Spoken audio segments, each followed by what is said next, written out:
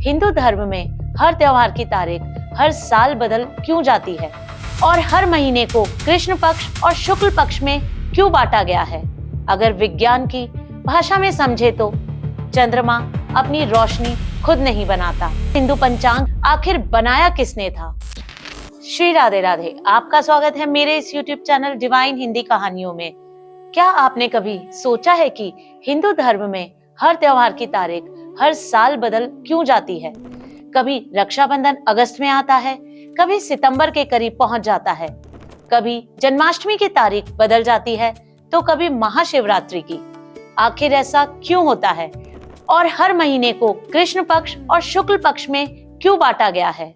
इसके पीछे सिर्फ चांद का घटना और बढ़ना ही कारण है या हजारों साल पुराना कोई रहस्य भी छिपा है? और सबसे बड़ा सवाल, जिस हिंदू पंचांग के आधार पर पूरे भारत के व्रत, त्योहार और शुभ मुहूर्त तय किए जाते हैं, उसे आखिर बनाया किसने था और क्यों बनाया गया था? आज इस वीडियो में हम कृष्ण पक्ष और शुक्ल पक्ष की पूरी कहानी जानेंगे, इसकी पौराणिक कथा भी समझेंगे, इसके पीछे का वैज्ञानिक कारण भी, और जानेंगे कि आखिर हिंदू पंचांग इतना सटीक कैसे है कि हजारों साल बाद भी उसी के अनुसार हमारे सभी धार्मिक कार्य होते हैं। सबसे पहले समझते हैं कि हिंदू पंचांग आखिर क्या है। आज हम जिस कैलेंडर का इस्तेमाल करते हैं उसे ग्रेगोरियन कैलेंडर कहा जाता है, लेकिन भारत में हजारों साल पहले से समय की गणना के लिए हिंदू पंचांग का उपयोग किया जाता है। पंचांग शब्द दो शब्दों से मिलकर बना है, पंच यानी पांच और अंग यानी भाग, क्योंकि इसमें प्रमुख मुख्य चीजों की गणना की जाती है। तिथि, वार, नक्षत्र, योग और कारण, इन्हीं पांच आधारों पर किसी भी दिन का शुभ अशुभ समय और धार्मिक महत्व तय किया जाता है। अब सवाल आता है कि हिंदू पंचांग बनाया किसने था? पौराणिक मान्यताओं के अनुसार समय की गणना का ज्ञान सबसे पहले स्वयं ब्रह्मा जी ने महर्षि को दिया।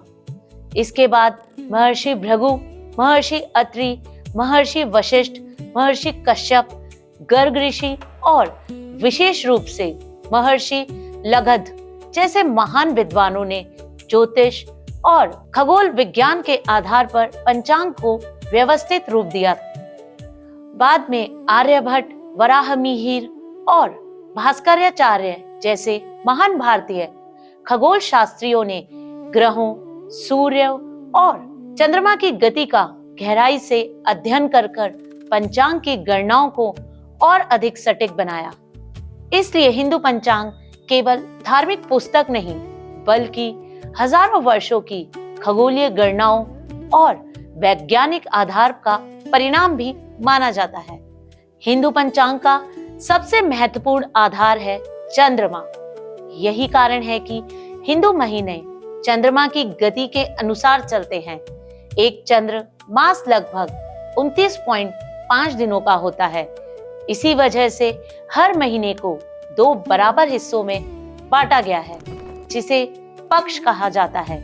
एक पक्ष में लगभग 15 तिथियां होती है और पूरे महीने में कुल 30 तिथियां होती है।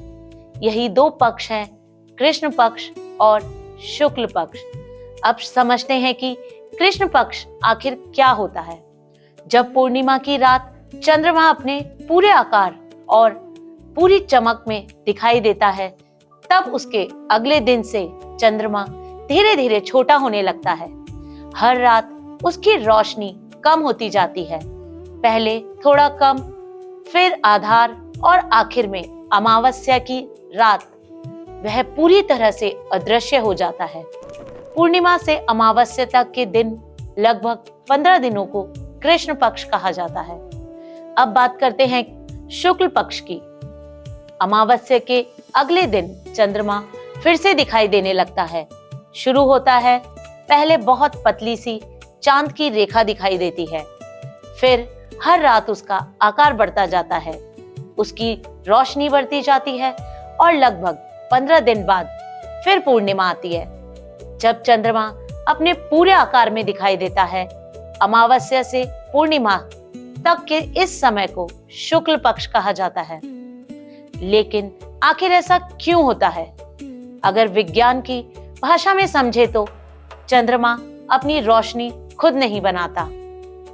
उसे जो प्रकाश मिलता है वह सूर्य से मिलता है। जब चंद्रमा पृथ्वी के चारों ओर घूमता है तब पृथ्वी से हमें उसका अलग अलग प्रकाशित भाग दिखाई देता है। इसी वजह से कभी पूरा चांद दिखाई देता है तो कभी आधा और कभी बिल्कुल नहीं। यह प्रक्रिया शुक्ल पक्ष और कृष्ण पक्ष कहलाती है। लेकिन हिंदू धर्म इस घटना को केवल विज्ञान से नहीं बल्कि एक सुंदर पौराणिक कथा से भी जोड़ता है। कहानी शुरू होती है प्रजापति दक्ष से। उनकी 27 बेटियां थी और इन सभी का विवाह चंद्रदेव से हुआ था। ये 27 बेटियां वास्तव में 27 नक्षत्र का प्रतीक मानी जाती है। लेकिन चंद्रदेव अपनी सभी पत्नियों में से केवल रोहिणी से ही सबसे अधिक प्रेम करते थे। वे अधिकतर समय उन्हीं के साथ बिताते थे और बाकी की पत्नियां उनसे उपेक्षा करने लगी। दक्ष की बाकी की बेटियां दुखी होकर अपने पिता के पास पहुंची। दक्ष प्रजापति ने चंद्रदेव को समझाया कि सभी पत्नियों के साथ समान व्यवहार करें, लेकिन चंद्रदेव नहीं माने। तब क्रोधित होकर दक्ष ने चंद्रदेव को श्राप दिया कि तुम्हारा तेज हर दिन कम होता जाएगा और तुम क्षीण होते जाओगे। श्राप का प्रभाव तुरंत दिखाई देने लगा। चंद्रमा की चमक हर दिन कम होने लगी। देवता चिंतित हो गए क्योंकि चंद्रमा के बिना पृथ्वी का संतुलन बिगड़ने लगा। तब सभी देवता ब्रह्मा जी के पास पहुंचे। ब्रह्मा जी ने चंद्रदेव को भगवान शिव की तपस्या करने का सुझाव दिया। चंद्रदेव ने प्रभास क्षेत्र में कठोर तपस्या की। उनकी भक्ति से प्रसन्न होकर भगवान शिव प्रकट हुए। उन्होंने कहा कि दक्ष का श्राप पूरी तरह समाप्त नहीं किया जा सकता, लेकिन उसका प्रभाव का आधार कम किया जा सकता है।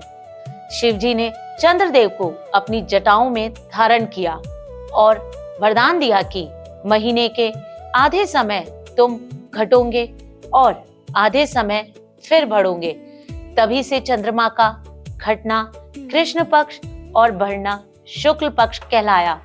इसी कारण भगवान शिव को चंद्रशेखर या सोमनाथ भी कहा जाता है। अब बात करते हैं कि दोनों पक्षों की धार्मिक महत्ता की। शुक्ल पक्ष को प्रकाश, उन्नति, नई शुरुआत और सकारात्मक ऊर्जाओं का प्रतीक माना जाता है। इसलिए विवाह, गृह प्रवेश, नामकरण, यज्ञ, नए व्यापार की शुरुआत और अधिकांश शुभ कार्य शुक्ल पक्ष में ही करना श्रेष्ठ माना जाता है। वहीं कृष्ण पक्ष आत्मचिंतन, तपस्या, साधना और पूर्वजों के स्मरण का समय माना जाता है। पितृपक्ष भी कृष्ण पक्ष में ही आता है, जब लोग अपने पूर्वजों का श्राद्ध और तर्पण करते हैं। आपने शायद ही ध्यान दिया होगा कि भगवान श्री कृष्ण का जन्म भी कृष्ण पक्ष की अष्टमी को हुआ था, जबकि भगवान श्री राम का जन्म शुक्ल पक्ष की नवमी को माना जाता है।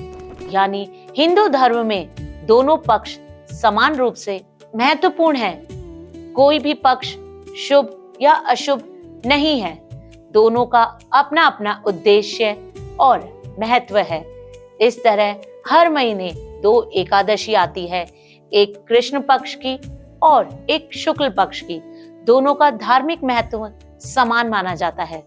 गुरु पूर्णिमा, बुद्ध पूर्णिमा, रक्षाबंधन, होली और शरद पूर्णिमा जैसी कई महत्वपूर्ण तिथियां पूर्णिमा के दिन आती है।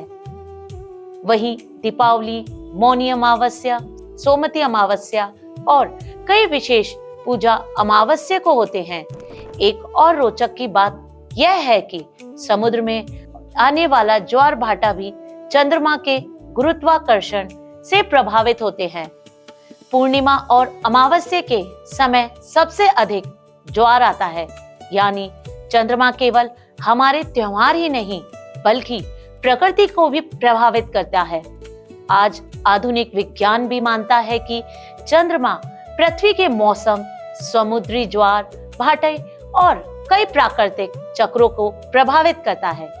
यही कारण है कि हमारे ऋषियों ने 1000 साल पहले चंद्रमा की गति को समझकर पूरा पंचांग तैयार किया था।